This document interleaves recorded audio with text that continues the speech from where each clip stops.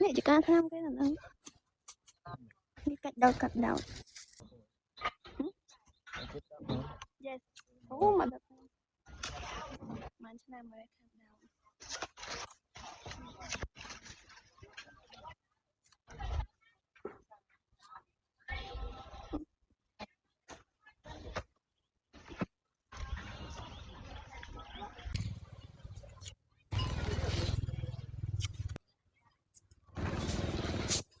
cắt đầu lương hả?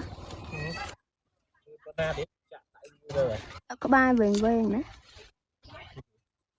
Có ba về nữa.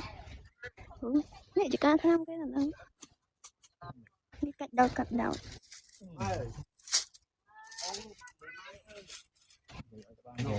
yes